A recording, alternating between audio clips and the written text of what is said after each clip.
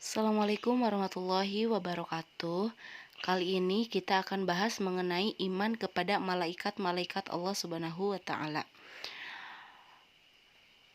Jadi, maksud dari iman kepada malaikat-malaikat Allah Subhanahu wa taala yaitu meyakini sepenuh hati bahwa Allah Subhanahu wa taala telah menciptakan malaikat-malaikatnya yang diberikan tugas masing-masing oleh Allah Subhanahu wa taala.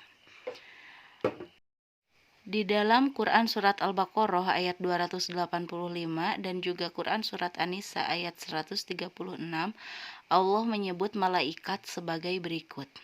Coba perhatikan Quran Surat Al-Baqarah ayat 285 sebagai berikut. A'udzu billahi minasyaitonir rajim. Bismillahirrahmanirrahim. Amanar rasulu bima unzila ilaihi mir rabbihi wal mu'minun kullun amana billahi wa malaikatihi wa kutubihi wa rusulih la nufarriqu baina ahadim mir rusulih wa qalu sami'na wa ata'na ghufranaka rabbana wa ilaikal masyir. Artinya, Rasul Muhammad beriman kepada apa yang diturunkan kepadanya, yaitu Al-Quran dari Tuhannya. Demikian pula orang-orang yang beriman. Semua beriman kepada Allah, malaikat-malaikatnya, kitab-kitabnya, dan rasul-rasulnya. Mereka berkata, kami tidak membeda-bedakan seorang pun dari rasulnya. Dan mereka berkata, kami dengar dan kami taat. Ampunilah kami ya Tuhan kami, dan kepadamulah tempat kami kembali. Surat yang kedua yaitu Quran Surat An-Nisa ayat 136. A'udzu billahi minasyaitonir rajim. Bismillahirrahmanirrahim. Ya ayyuhalladzina amanu aminu billahi wa rasulihi wal kitabil ladzi nazzala ala rasulihi wal kitabil ladzi anzala min qabl wa may yakfur billahi wa malaikatihi wa kutubihi wa rusulihi wal yaumil akhir faqad dolalam ba'ida, yang artinya, wahai orang-orang yang beriman, tetaplah beriman kepada Allah dan Rasul-Nya, yaitu Muhammad, dan kepada kitab Al-Quran yang diturunkan kepada Rasul-Nya, serta kitab yang diturunkan sebelumnya.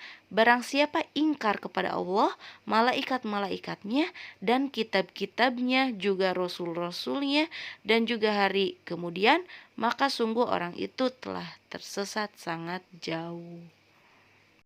Kedua ayat Al-Quran tadi yang sudah dibacakan yaitu Quran Surat Al-Baqarah ayat 285 dan juga Quran Surat An-Nisa ayat 136 merupakan firman Allah yang menyebutkan bahwa kita wajib untuk beriman kepada malaikat.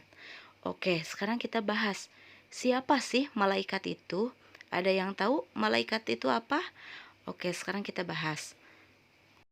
Menurut pendapat M. Quraish Shihab, dalam bahasa Arab, kata malaikah adalah bentuk jama dari malak.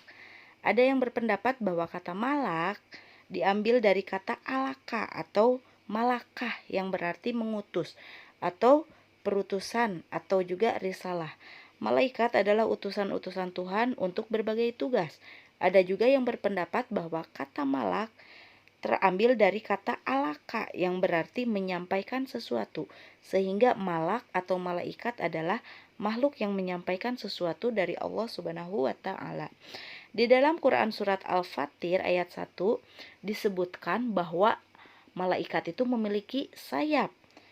Berikut arti dari Quran Surat Al-Fatir ayat 1 yaitu segala puji bagi Allah pencipta langit dan bumi yang menjadikan malaikat sebagai utusan-utusan untuk mengurus berbagai macam urusan yang mempunyai sayap, masing-masing ada yang 2, 3, dan 4.